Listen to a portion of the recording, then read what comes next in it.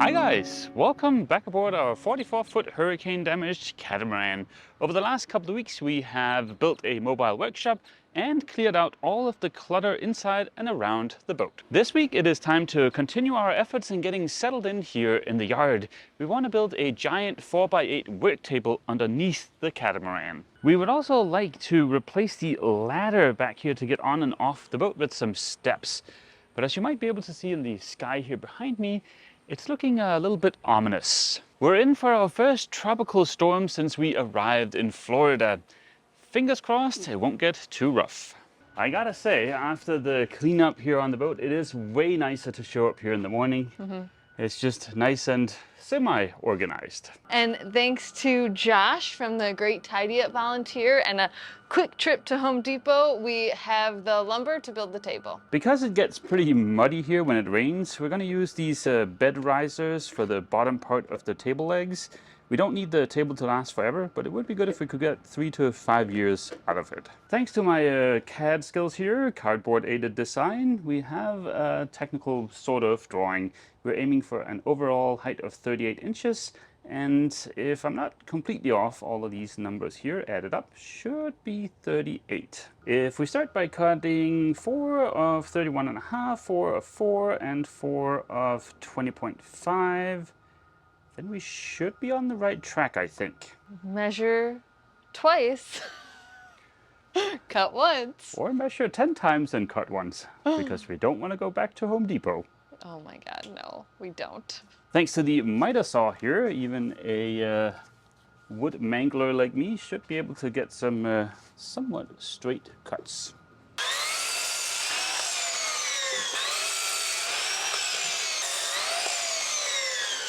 Yeah, so we can get almost all of our, we can get 3 20.5 out of this. Right? Yep. Totally. Totally. So far, this is all our scrap. Pretty good. I'm sure that's gonna change. Quick pro tip for anybody wanting to do a refit in Florida. Make sure the mosquitoes like your wife more than they like you. I have not gotten a single mosquito bite since Ava's been here. I have literally gotten eaten alive just in the short time we've been here. I accidentally forgot to spray this part. Like 5 mosquito bites there. Pretty awesome. We're gonna use this table as our little assembly platform. It's the flattest surface we've got around here. It's a perfectly fine table, this one, but it's way too low for me. I end up being super hunched over, so that's why we want the bigger and higher table. Here we see the master, deep in concentration. Yeah, the master that didn't figure this out before we left the Athena, so now I gotta do it here. What are you contemplating? Just how we're gonna get the sides on there. I think we're gonna have to just notch out half of this so that the side can sit on that, so it's all nice and flush. Which piece? The small piece? The 4-incher? No, never mind.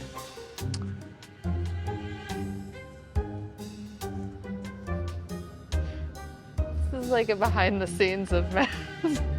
Looking for shit. Yeah. Then that'll sit there. This thing sits here. That's supported by this, and this guy, which is the side of the table, is also supported by that guy.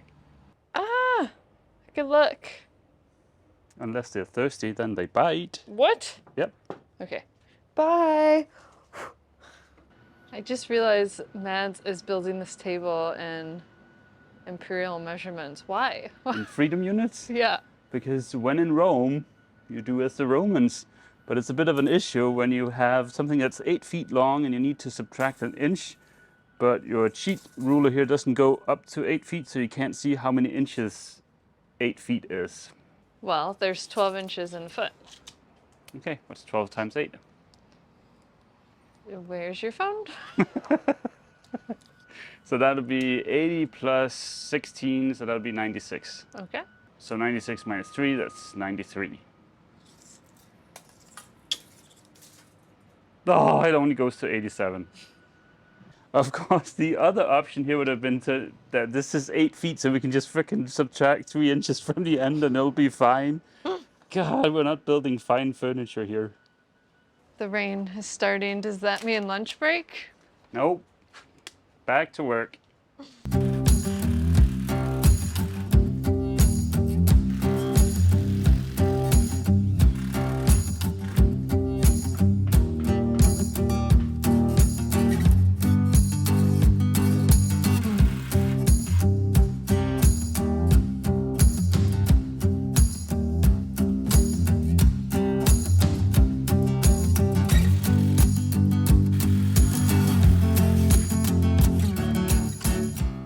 With the frame of the table cobbled together, we got the table's surface in the shape of this horrible quality plywood placed on top. With plenty of construction adhesive and way too many screws, like you would think we were sponsored by a screw manufacturer, way too many screws, but sadly we're not, the table started feeling mighty sturdy.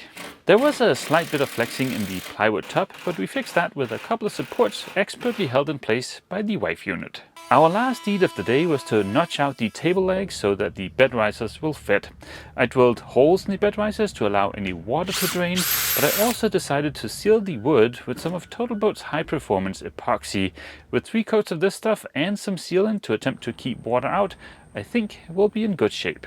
It is the next day. The epoxy seems to have cured nicely, so we can go ahead and get some paint on the table. The storm is about to hit. On this coast, the east coast of Florida, it's not supposed to be so bad. I think the forecast is talking about 35 knots sustained, gusting 50, 55. But yeah, shouldn't get bad before tonight. What do you think of our new table, Eva? I love it. Yeah. I think it's going to be really cool. I think it'll be a good height for me. You're probably going to be struggling a little bit. Like... Oh, and you've got the table. Oh, okay. Wow. Full service operation, I love you.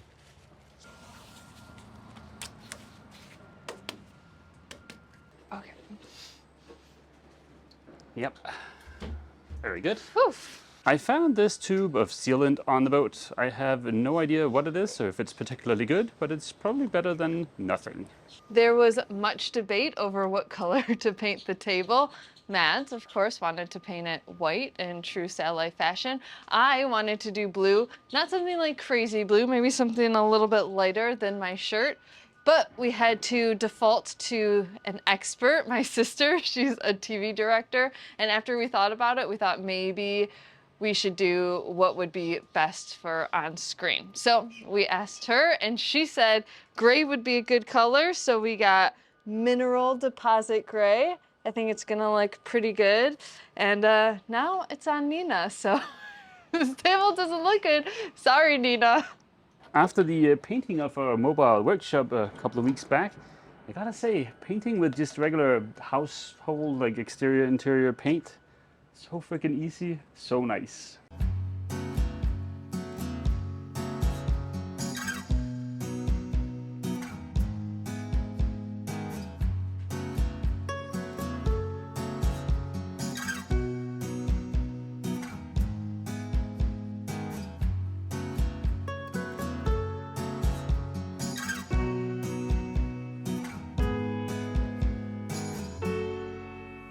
While we're waiting for our paint to dry so we can get on a second coat, at the aft end of the catamaran there's this lean-to here, and it's kind of low, so whenever I have to go up on the boat I have to duck to get under it.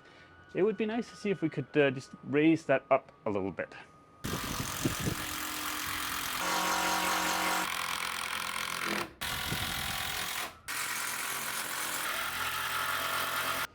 It's not much. In fact, I'd probably say it's the most rickety thing I've ever stood under, but it might stay up. Yeah, but at least it was free. Yeah, minus the cost of the 2x4s to raise it up a little bit. The reason we kept this thing around was because it's more semi-dry storage, but also by putting it here under the boat, when it rains sideways, this area of the boat should stay a little bit drier. And by moving the rickety thing further forward, we are also now clear of the neighbor's fence. It will really suck to damage that. But yeah, let's start the guesses down in the comment section. How long do you think this thing is gonna stay standing? We got a second coat of paint on the table. We'll leave that overnight, and then tomorrow we can attempt to get organized here under the boat, because the area underneath the table is all storage. Luckily for us, the storm turned out to be a big bit of nothing in Cape Canaveral. I still put out all of our fenders and doubled up our lines. As always, it is also fun to see our Unimer mooring compensators in action. They do a great job of dampening the shock loads from the boat getting moved around. The storm peaked in the middle of the night with winds around 48 knots, but most of the time we were seeing winds in the mid-30s.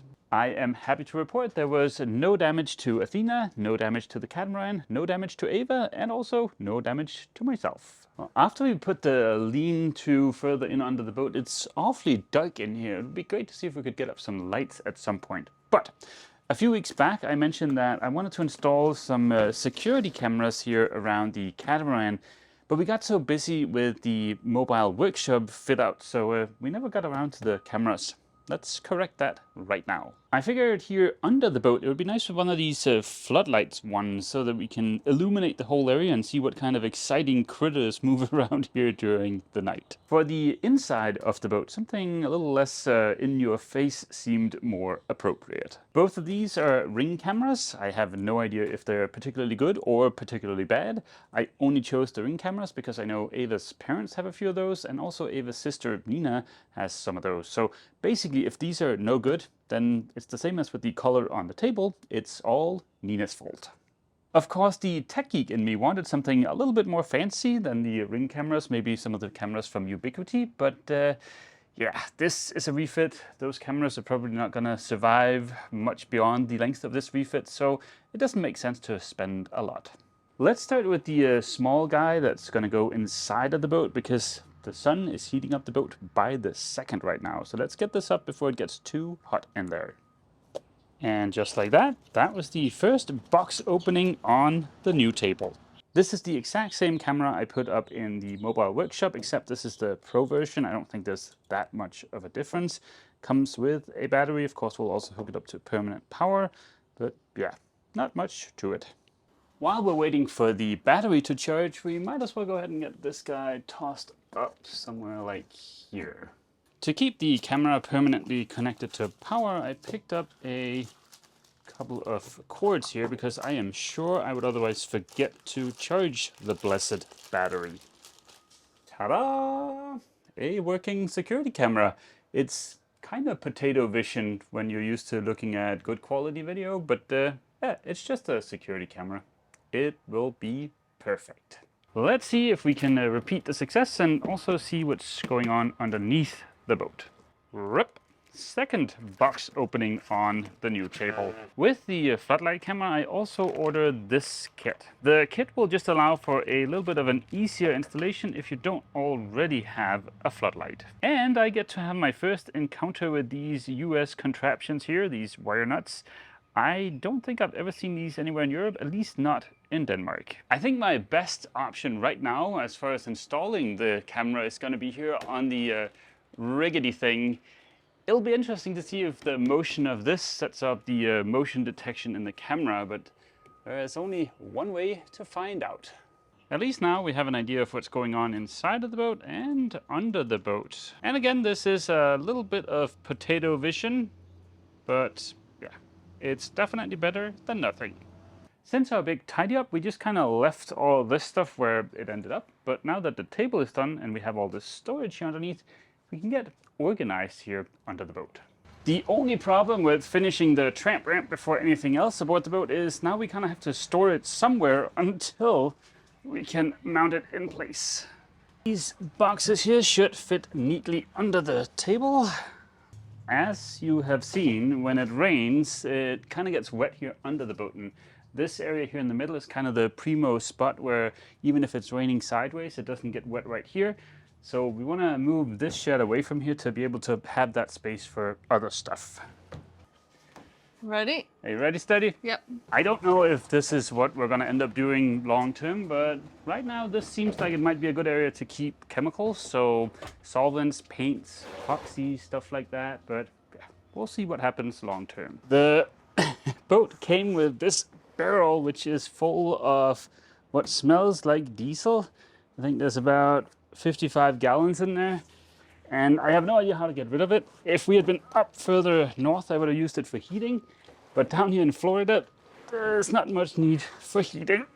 So if you're in the market for 55 gallons of diesel of questionable origin and quality, let me know. It is free for the taking. We have cleared up so much room here under the catamaran. It is a sharp contrast compared to what it looked like only a few weeks ago. We have oodles of space in here. I think this is going to be a really nice and effective place to work. The only thing that's kind of bothering me about this space right now is the mud. This black dirt here is what we're walking around in, and it's almost perpetually slightly wet or at least damp, and we're tracking it all over the inside of the boat.